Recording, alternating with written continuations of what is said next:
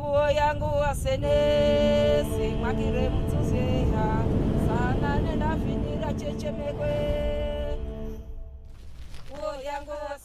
am the same gentleman that has availed himself to assist in changing the negative narrative that the world has about Africa one step at a time, starting from Ghana. And this gentleman right here has done something really incredible, of which I am going to share with you in this video.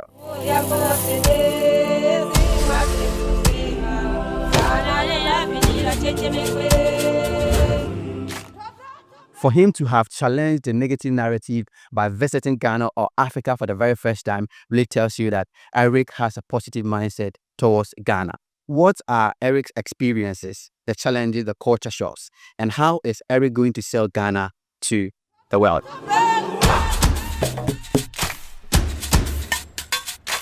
But before we proceed, I want to say a very big thank you to the Ghana Museums and Monuments Board for their approval in shooting videos at the various heritage sites. In our local Ghanaian language, we would say, Medase.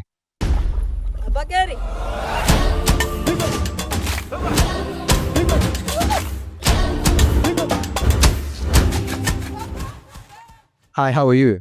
I'm good. How are you? I'm doing amazing. What can you say about your experiences so far with regards to the African people? The one bad stigma that I will say about Africa that I don't really like, that they say it's very unsafe over here, that this can be very dangerous, that you have to watch back of your head, you have to always watch your bags and everything. My experience over here, I feel like Ghana is more safer than even Canada. Over here is so much safer. You can go up to people will be nice to you right away. It's like brothers and sisters right away. That's what I really like about Ghana. And what is the rationality behind some of these narratives against Africa? The narratives comes from just mostly the cultural backgrounds, and also just whenever they saw on the news or saw on, I hear from themselves. And also I feel like a lot of people, they're just too anxious, right? They overthink about a lot of stuff. And once they have that one little negativity of, Africa, there's a lot of news and stuff about Africa being poor, about Africa having no food, about Africa having no water. You need to donate. You have plenty of food, plenty of water, and everything else. Over here it's nothing that they stigmatize, but it's really just comes from Western media, I would say. Okay. And from also, I would say, cultural, how we got brought up sometimes. Some people, your parents or the grandparents or something, they can be a little bit not so well. It's raining, but we are still having that conversation. Not from papers, not hearsay. Guys, our content requires a whole lot of input, sacrifices, and journey from one place to the other. The little you could do to support our journey is to please subscribe to the channel, you comment, you like, and you share our videos. Thank you. Take it to flight. The West always refer Africa as a poor continent. But anytime that any leader in Africa is wanting to drive them out, they get offended. Yes. Is there any hidden reason as to why they get offended? That's because the top control wants to always have control of everybody. And also, the West is not as rich as Africa, you can say, especially with resources. I mean, Canada, where I'm from, yeah, we have a lot of good resources. But I mean, if you think about England, you're an island. What do they have? If you really think about it like that. America, they had good resources, but I mean, at the very beginning, they're all lazy. And also, America is still now, is kind of wants to be the top power, So it's just all about either control, or it's just they don't want to admit it, but they don't have resources themselves, and they try to just steal it back. Like, not steal it back, but steal it from themselves. So the narrative of Africa being poor, Africa being unsafe, is it true or not? No, it's not true. I mean, I could say it's just like anywhere else in the world that you can find poor people and you can find the very rich. But I mean, is this the same as anybody else, Obviously, if I'm going to go and try to find poor people, the really the poor, I mean, I can find it. Yeah. But I mean, if I want to also find really rich people, kings, queens, all this other stuff that I didn't even know about Africa, I can also find them. The Queen Mother, of Tra, we went over there and it was very surprising that she had her own tradition, how we have to go up to it. It's very like royalty. And it's also, the house is very nice, beautiful, with a pool and marble everywhere. Very nice. Just, it's not poor. If you get a chance to sell Ghana or Africa as a whole to the world, what are you going to tell them?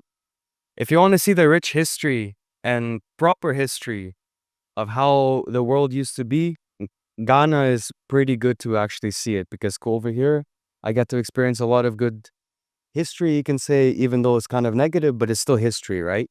Also, just again, speaking to other different tribe members and all this other stuff, and how they're talking about their old traditions and how they're still having it to this day.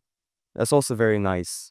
Also, another thing I would also promote for Ghana, look at the weather. The weather is beautiful, girls are pretty, and food is nice. Food is good. The only thing I would warn the Western world though, the food is a different taste than our food. Spicy. No, different. Ours is more sweet. Over here is more umami. You know, it's more meaty. It's more like fishy. You know, over there we like it sweet and salty. Okay. Yeah. So that's what I would say. Like, be careful. It's not bad. It's not that it's not tasty, but it's just a different taste. You know, I wasn't used to it when I first came here. I wasn't used to it, but it still tastes good. That is an information education right there for you. I didn't want us to talk about our Ghanaian women, but you said something, so let us go there. Now, I don't know, how many days have you so far spent in Ghana? For already a week and 3 days. 3 days. Seen a woman. Yeah, too many. Too many. What is about our women that is so different from the women in the Western world? I'm sorry to say, there is no difference. There can be differences. I mean, depends, but I mean, I'll be honest, there is no difference. Girls are girls around the world. It just depends on their body and depends on their kind of mentality and how they kind of grow up. But I mean, the one thing I can say, Ghanaian girls over here is more tough. And not tough in a way of strong, tough in a way they know what they want. You know? Ladies and gentlemen, my name is Ace Kanti. This is VicemenTV. Yes, you know, subscribe to their channel, put them on post notification. We're looking for a channel that brings out every single thing that you want to know about the foreigners or people in the diaspora. It's VicemenTV that you need to watch. Subscribe to their channel, put them on post notification. My name is Ace Kanti. We out. Do you understand why in the introduction I said that you've done something really incredible? Yes, it's my first couple of days in Ghana and I'm staying positive about it. Countries within Africa have natural resources. Still, our leaders can't make good use of those resources, and the youth in Ghana are wanting to move to the state to go and hustle for work. But in the state, they don't have those resources, or they don't have those resources in abundance. We still have it here, but the youths are rather wanting to go there. What is really the problem?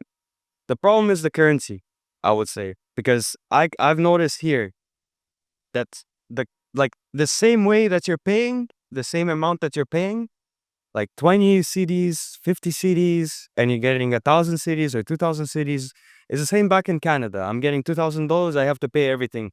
$10, $20, $50, same thing. But it's because of the currency. I can make over there $1,000 and bring back over here $10,000. And the $10,000 over here is a lot of money. You know, over there in America, $1,000 is good luck. The problem with Africa, I would say, is that they think too highly of the Western world. That it's not, we're not that great. We're not God. We're not this higher being. We're the same people as you. We're struggling just like you, you know? Also, I understand that there is the dark past. There is also a past of everybody else. And obviously the past will not repeat itself, but at least it will still be behind your head, you know? That still happened. You can never ignore what happened in the past. Any culture shock so far? Where can I get good food right now? Food. Yeah, you can. When you just go out, you can find food joint, two-way joint, and banku joint. I just enjoyed mine before coming here. Okay. I'm hungry. I'm really hungry. I need to go eat. Thank you for the interview. You're welcome. Thank you. So I had a conversation with Mr. Eric from Canada. Just as I said, he has a positive outlook about Ghana and the continent Africa as a whole. Subscribe, you comment, you like, and you share. Subscribe, comment, and like. Medase.